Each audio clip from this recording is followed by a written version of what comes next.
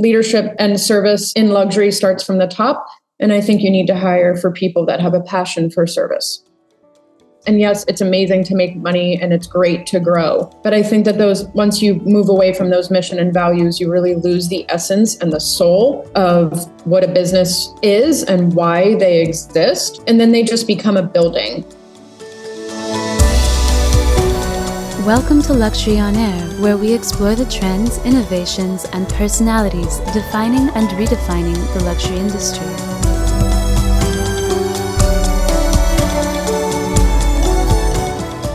How to elevate ultra-high net worth families and individuals from business executive to presidents. How to design personalized ultra-luxury travel and lifestyle experiences for VIPs. My name is Karine Szegedi, and I'm really thrilled to understand and explore the hidden facets of luxury conciergerie in this new episode of Luxury on Air. My guest today is Jaclyn Sienna India, the CEO and founder of Sienna Charles, exclusive ultra-luxury travel and lifestyle concierge operating around the world, serving the ultra-high net worth individuals between New York and Los Angeles. Welcome, Jaclyn. Hi, Karine. Thank you for having me. So, Jaclyn, you are traveling over 200 days per year to develop and propose your luxury concierge services, which consist in luxury travel, dining experiences, as well as exclusive events. And you state that your clients are your life. This is quite an immense dedication. So I would be really interested in understanding the journey that led you to open Sienna Charles as a business. Absolutely. I'd be delighted to share that. So I started my career at a 5-star restaurant in 1999 called Le Bec Fin. It was in Philadelphia. I was attending university then for art history. And I walked into this restaurant and it completely changed my life. It was gold cloches and chandeliers and incredible food and people that were obsessed with service. It all stemmed from the chef. He was really passionate about delivering the ultimate product and the ultimate experience for the diners. And when I started working there, people were spending $5,000, $10,000 a night on dinner. They would buy Romani Conti wine and they would buy the best food. It was a tasting menu. And what I witnessed there was that in one dining experience, you could have 10 people that were servicing the table. You would have the chef that came out and he knew the products and where they came from. He knew what farm the pheasant came from and he understood, where he bought the veal. And he was really, really passionate about the mushrooms and all the different vegetables that came seasonally with it. And then the somm was, again, really passionate about the wine product. He knew all the winemakers and producers and the way that he talked about wine and how it tasted and felt and made him feel. I just fell in love with this. I guess it was just the passion. And so when I would talk with the diners there, I understood that they demanded excellence and they had a need for service. And that's why they kept coming nightly to this restaurant and kept ordering the dishes. The food was phenomenal, but it was about the service. It was about the passion that really drew them there. And I really recognized that.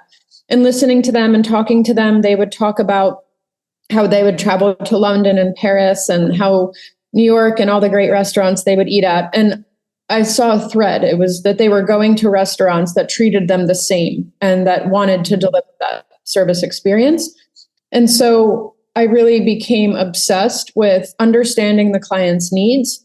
Why did they ask for a chicken a certain way? Why did they ask for wine a certain way or their wine to be certain chilled? And wanting to deliver that to them, but study them in terms of understanding that they came in with so many preferences and it was the businesses that delivered that they wanted to frequent.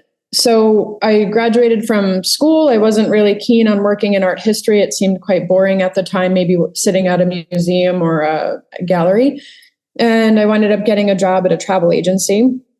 And that travel agency serviced the same style of clients, very wealthy. And at that time, we would be booking trips to Sardinia and Paris and to London, and people would spend $10,000 or they would spend $100,000, $250,000 for a trip, right? So it was 10 or 25 times that dining experience, but the level of service and passion was not there. The trip was great. There was never an issue. They went fine, but it was quite transactional. They would book the hotel, they would book the transfers. At that time, people didn't care so much about the restaurants. And they just went on their trip and it was great. But there was just really nothing like that dining experience. And so I thought to myself, what if I can deliver that obsession for service, that passion for what I was selling, and deliver that in travel, because nobody's doing that. And that's exactly what I set out to do 16 years ago. So having done that, I've traveled 200 days a year. I've been to over 90 countries. We don't sell anything that we aren't passionate about, that we don't really believe in. And we don't sell anything we don't know. And so you're able to talk about the pros and cons about each thing that you sell and manage expectations. And I've always delivered that level of service and an obsession for personalization, even to this day, 16 years later. So I think it's interesting. So you've identified the gap between the client's maybe unspoken needs or willingness to have an amazing experience, which they want to pay for.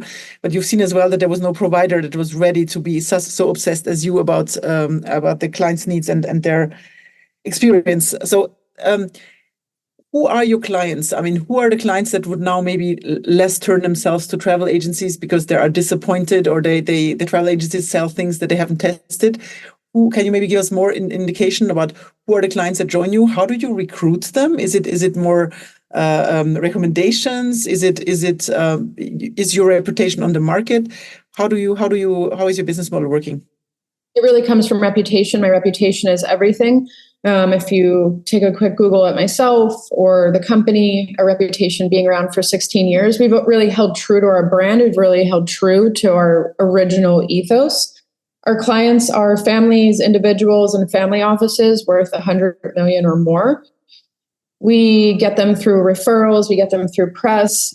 They sort of come to us in a state of desperation, I'd say, where they've sort of tried everything. Maybe they used a program at one of their credit cards and they felt like that would be a better alignment, but it's not. They've tried some concierge companies, maybe in New York or London, and they felt like the membership model was a good fit. And they feel like they kind of inch closer every time they make a new decision to find a new provider. Maybe a lot of people have decided that they're done with companies like ours because they just don't feel like they're being heard. So then they hire a personal assistant that they try to put just on their lifestyle. A lot of people today, the trend is that they're starting their own family offices. And so they treat their money like a business. And then they also have a lifestyle arm, right? So then they buy 5 homes and they buy a yacht and they buy a plane. And then they essentially try to run their personal life like a business or like their business. And that works 90% of the way there, but you also need somebody to manage that and somebody that understands and gets the lifestyle and the challenges that come with it. And so people come to us, we're kind of a last shot. We've done this road before. I read about you. Somebody told me about you. I landed on your website and you sound different.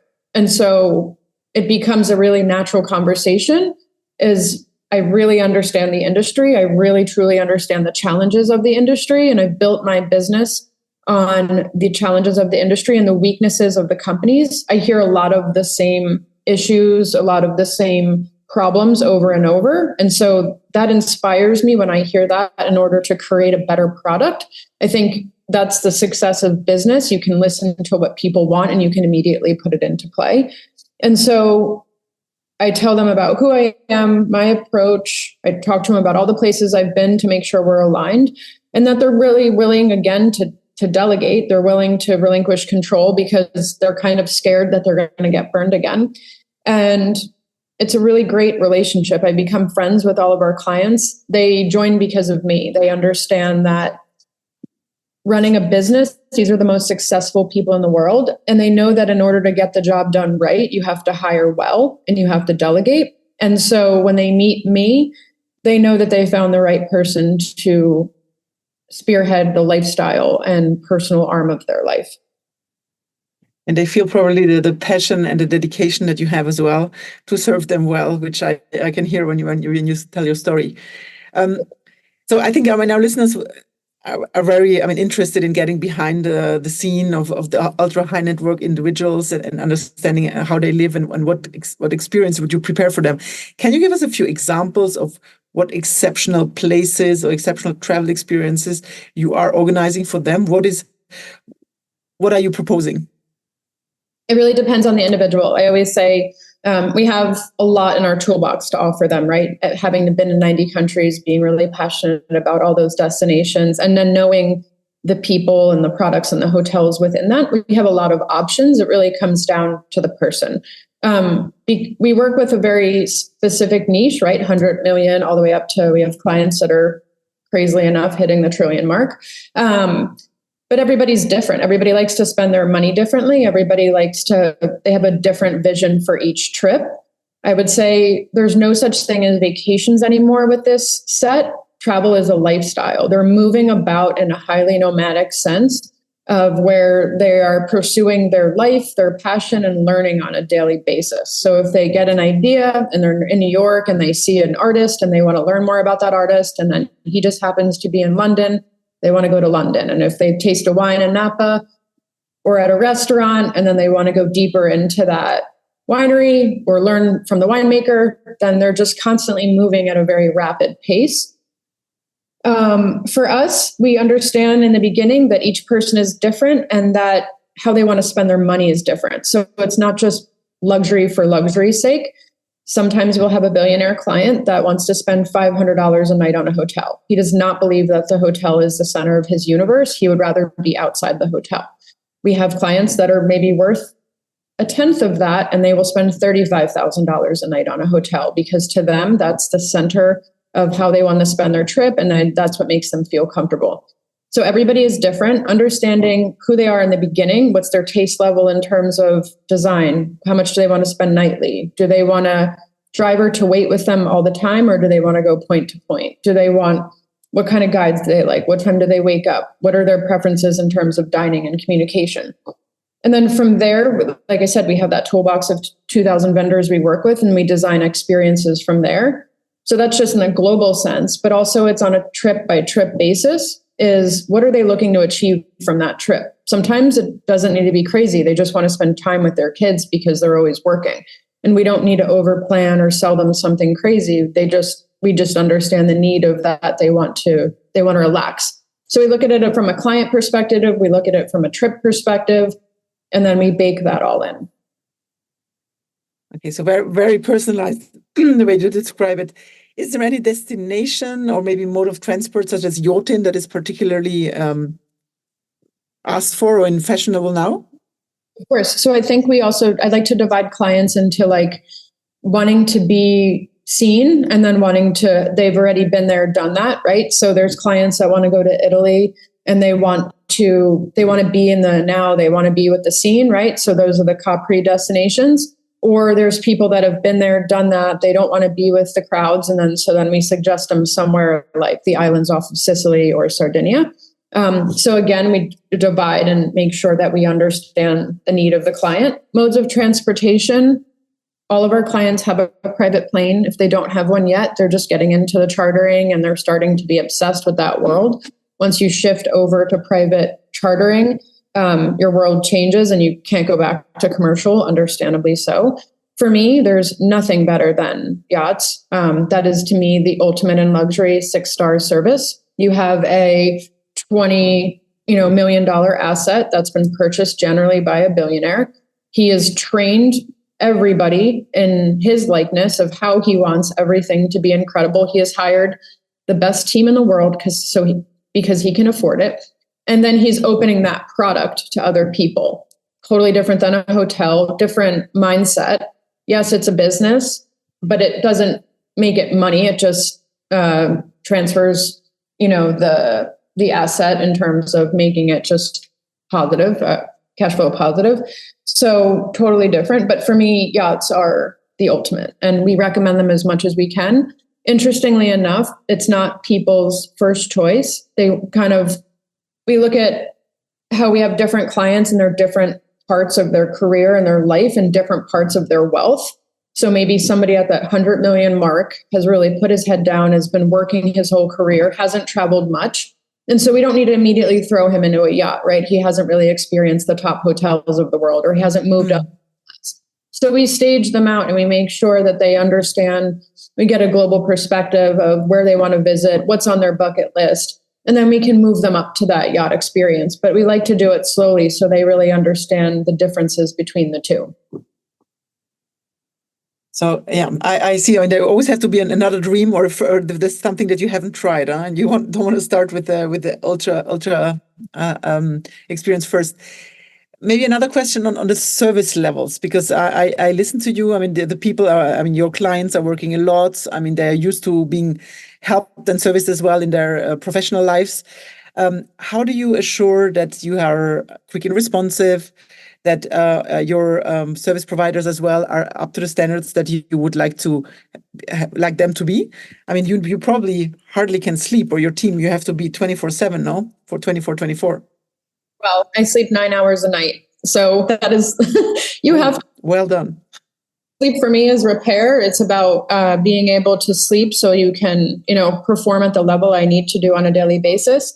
About 3 years ago, I built my team 24/7 around the world. So we have 15 people that work with us, and it's the only way to get a response within 5 minutes. And that's exactly what the client wants, and that's exactly what the client deserves. It's the only way to be successful in the travel industry. It's what separates us from the sort of standard travel agent. You have, let's say, a regular travel agent. They get very busy during spring break. It may take 3 days for them to respond. So we've built a team. We've built a team mentality, and we make sure that we respond within 5 minutes.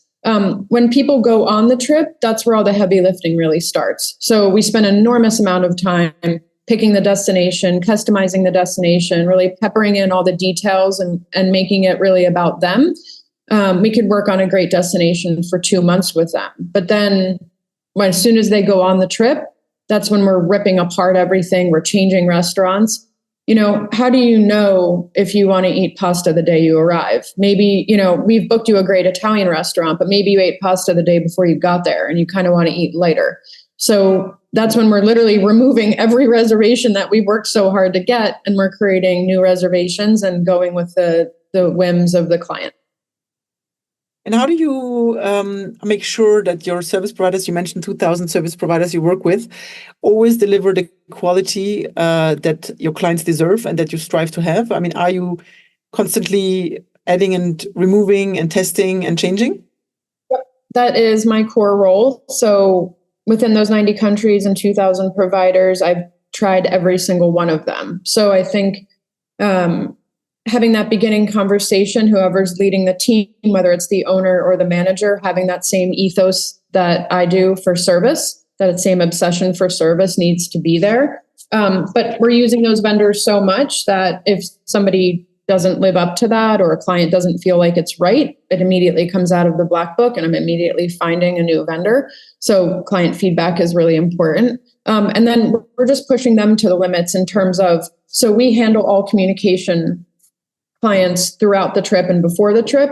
Our team has like a strict protocol that we need to get an answer to a client in a certain time frame. So we're pushing the vendor to make sure that they give us that response, and we're doing due diligence all the time to make sure that the vendor is aligned with us. I always say we're only as good as our vendors, because once you can do all this great planning, and then once you kind of have the client wild, that's who's representing you. So my demand for excellence with our vendors is the same demand for excellence with my team, because that's a reflection of us and who we are.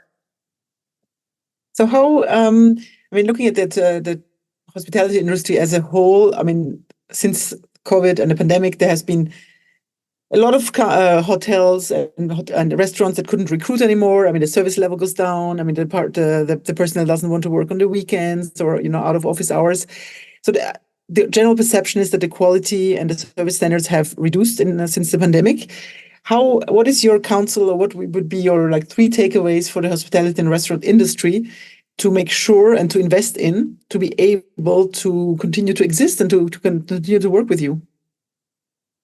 Yes, I see it all the time. It's a global issue. I see it in Paris. I see it in London. I went to a restaurant in London and the service was horrible. And I talked to the manager and I said, what is going on? This is a place that I come because I feel like I can relax, because I feel like you guys have always gotten it right. And he said just what you said. He said that people don't want to work. People don't want to work on the weekends. So therefore, you start to accept less from people because you yell at them, or you don't say, hey, you made a mistake, because you can't replace them. So you kind of just turn your head and you just let it go. I think for the hospitality industry, I mean, we're in a constant state of hiring because we're always looking for great people, and we're loading the pipeline continually to make sure that we have a lot of great people ready to go.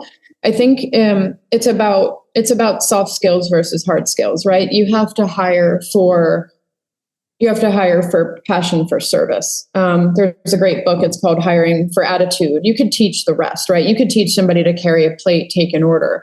It's not about that. I think like people are called to serve, right? There's a lot of people out there that are called to serve. I'm one of them.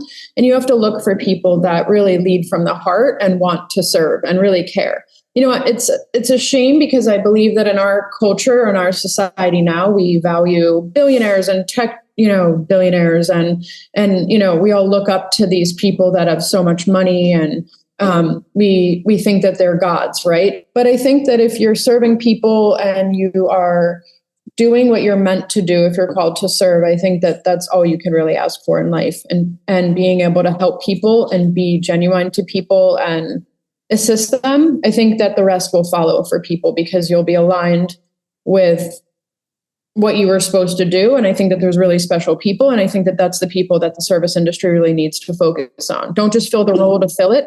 I just came back from a hotel in Las Vegas. It was a new hotel.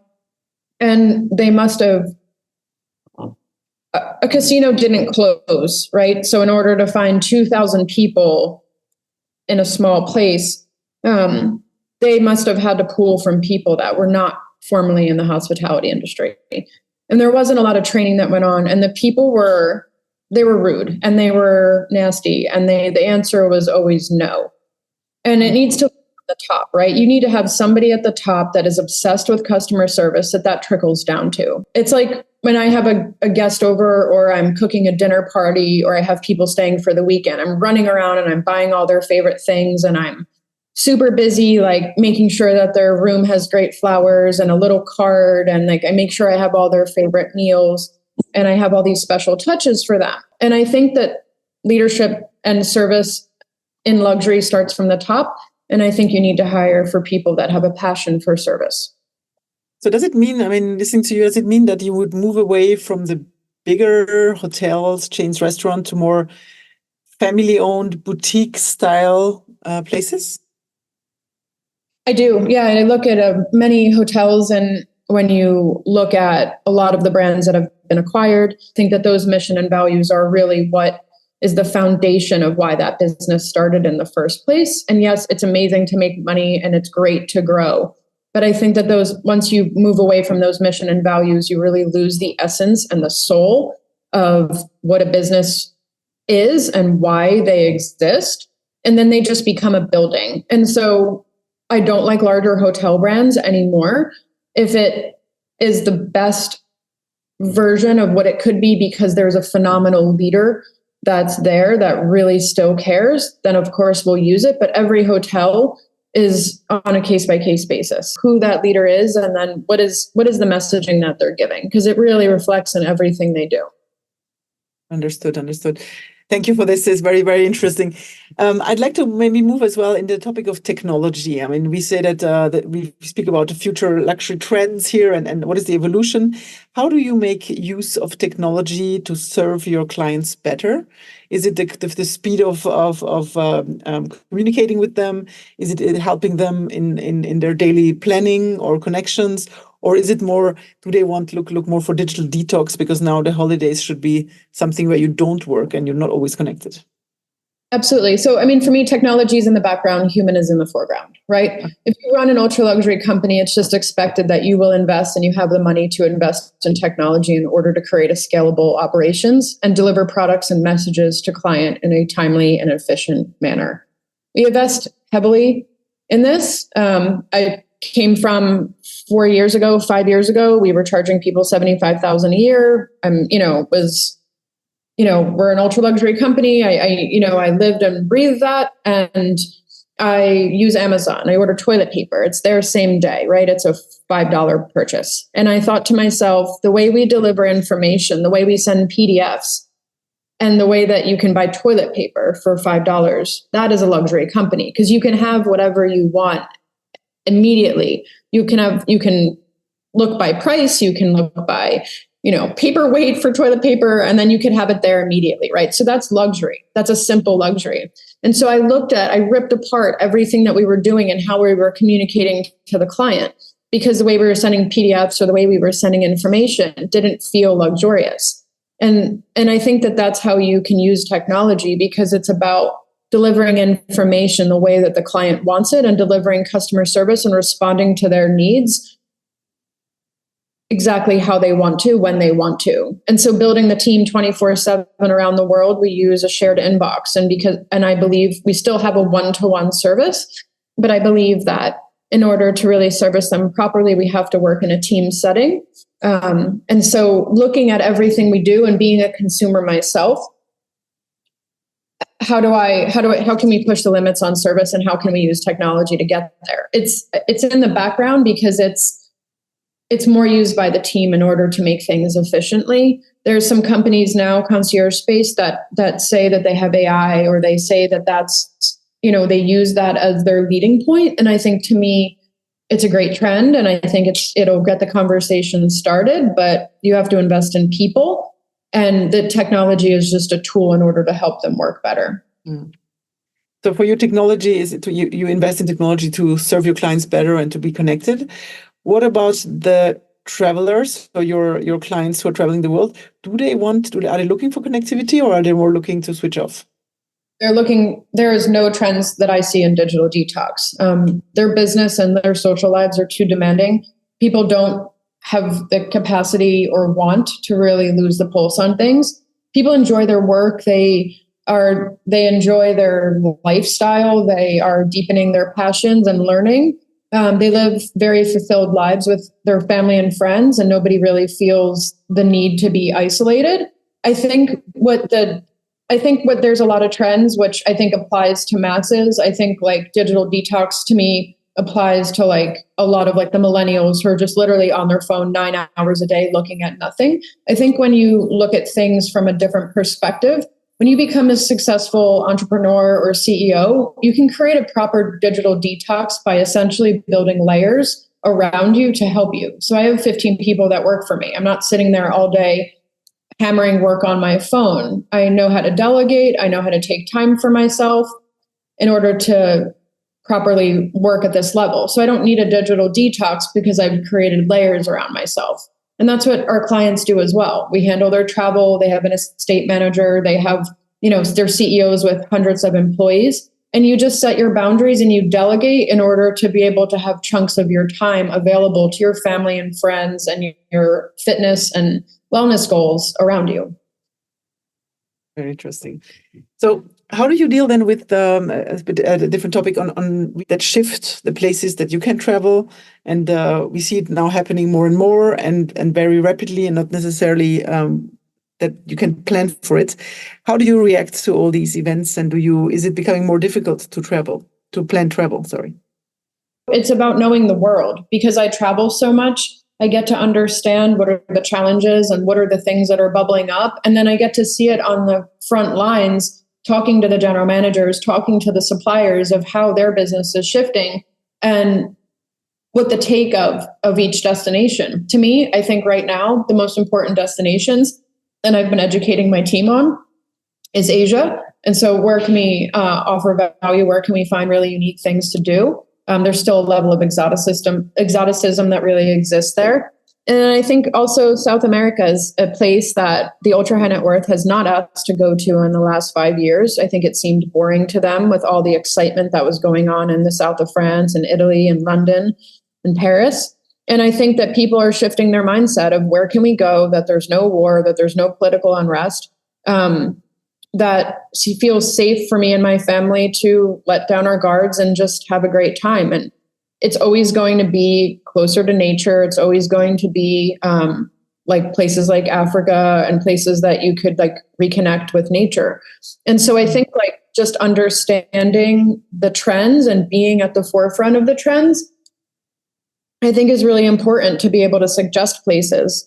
We don't suggest anywhere that people are not comfortable with, and people have their own methods or mindset of why they're comfortable with a place or not. I mean, we just suggested Colombia to somebody. We've done millions of trips to Colombia. Colombia to me is one of the most exciting destinations and unexplored.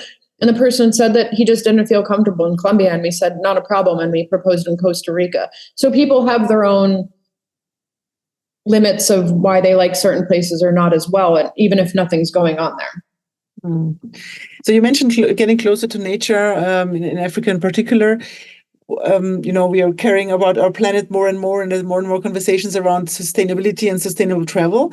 Is that a request that you get from your clients to make maybe in the next trip a lower impact on the environment, or to be again closer to nature and less disruptive?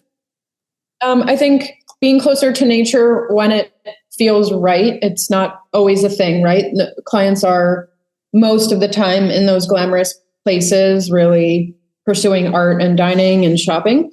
People have massive aircrafts and they fly to Europe with 3 people in them. They have 6 homes. They have 7 cars. They have their clothes laundered every day. They have consumed more electricity than a football field. They have offices and spaces and home gyms, and people just want what they want when they want it. And they just want it their way. And people are becoming more massive consumers than they ever were. People were, flying first class was enough for people. Now it's about taking planes. We have clients that they have a CEO and maybe their child works in the business as well. So they take 2 planes because from insurance standpoint, they're not allowed to travel together. They want the best hotel room, if that's important to them. They have their multiple homes running at once because you can't just close them down. They have staff in each place. They have boats, and they literally just want everything to be perfect and running at all costs. Understand. So what is your vision of the future of luxury travel? If you look like 5 years ahead, how do you think it was going to evolve? What are the trends that you see in the industry? I think the trend is that people will be getting more demanding, as they should. They will need to demand excellence. I tell everybody to do this from every perspective. I think that right now you're seeing, so a year ago, people were just excited to have their seat at the table. They were excited to get into the restaurant because all the restaurants were sold out. They were excited to get into the events. They were excited to get into the hotel. And they were just honored to be there because everything was 99% occupancy. And then they realized that the hotel, the service was bad, and, they're paying $10,000 a night. And so I tell people to demand excellence. Right now, there's too much growth. There's too much consolidation in the travel industry. Every travel agency is buying another agency. There's massive consolidation. The companies are becoming too much larger. There's no personalization. So if people start to say, I have a right to demand excellence because I'm spending $10,000 here, and people start to quietly revolt and make sure that if they are spending their money because they have choices, that people will start to notice them and respect them and start to really care that they're there. I think that things can shift, and I don't know how that'll really happen. But I am at the forefront of it. I've always really been an iconoclast in my own industry because I've always demanded excellence, and I've always pushed the suppliers to want to do the same. And so, I pay my own way at hotels, so I have the right to complain. I used to, when I first started my career, I was invited everywhere, and it was great to have everything for free when you're not making any money and you really needed to see so much. But now I'm very picky. And I just left a hotel. I was supposed to stay there for 2 nights. I walk in. The service, they could really care that I'm there. And I don't, make a big fuss. I book my hotel room. But I walk in, I ask them at the desk, they're at 20% occupancy. They're in shoulder season. They walk me to my room. It's the standard room. It's the worst room in the property. It's all the way at the end of the hallway. There's no view. The room is so small, you can't even put my Rimowa luggage in there. And I said, is there any experience for an upgrade, or is there anything you can do? I said, the room's just a little small. they gave me a quote of like 5,000 more to upgrade. It was the same price that was on the website. And I thought, like, this is just not hospitality. And so I ended up leaving. There's no welcome note, and I noticed with a lot of our clients, we have to fight for the amenities. We pay for the amenities. People get a crusty bowl of fruit when they arrive at a hotel. They get no water. You're absolutely parched after you fly for 9 hours. People have to demand excellence. People have to say that I'm not going to spend my money somewhere that doesn't care that I'm there. And you can even see that in the way that the hotels are built, right? You have 99 rooms that are all standard rooms, and then you have one baller penthouse for $35,000 a night. There isn't a way for the hotel to really understand how to serve that $35,000 a night hotel room, because their operations has really geared towards how to serve those other 99 rooms.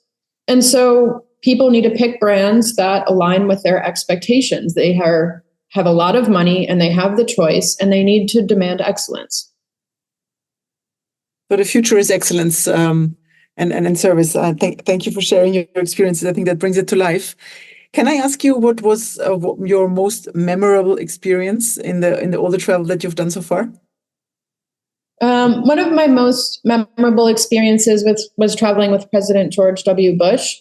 That was just a highlight of my career, to be able to be with him for a week, with him and his wife and his staff, and just get to talk to him. We took a private plane all over Africa, and I just remember he took out a large map, and he was talking about all the interactions he had with all the African countries, and being able to service him and wow him after he's traveled to almost 100 countries. It was his first trip where he really wanted to travel personally. But each moment is really memorable. I mean, I have to pinch myself all the time. I mean, getting to sit at the homes of my clients, the trust that they've put in me is just incredible. The learnings from them. I mean, if I have a business question, if I should hire, a COO or CFO, or what type of growth I should have, I get to email the most incredible people in the world and be able to pick their brains for 5 minutes. And I think each day is really incredible, because I look at some of the teammates that we have all around the world and how we've changed their lives in terms of the salary we provide them, or being able to come to work every day and push people to excellence and more learning and self-growth. My career has just been incredible for so many reasons and so many ways. Thank you, Jaclyn. This was amazing, and we're unfortunately already at the end of our episode. We could continue to get some anecdotes and some stories from you, and I think I really appreciated you sharing a sneak peek into your life and your obsession for the client's needs, and as well the request that they should have. And I think you say it very rightly. You should get something for your money, and you should live an experience that is worth living it with the standards of quality. So I think this was an exciting and very immersive conversation. Thank you so much for joining us today, Jaclyn. Thank you so much for having me. I really appreciate it. Thank you for listening to Luxury on Air with Karine Szegedi and Felicitas Morhart. This podcast is provided to you by Deloitte Switzerland and the Swiss Center for Luxury Research. If you've enjoyed this episode, you can leave us a 5-star review. If you're keen to stay up to date on what's trending in the luxury industry, don't forget to subscribe. As always, you can find more information about the current episode in the show notes. We wish you all the best. Until next time.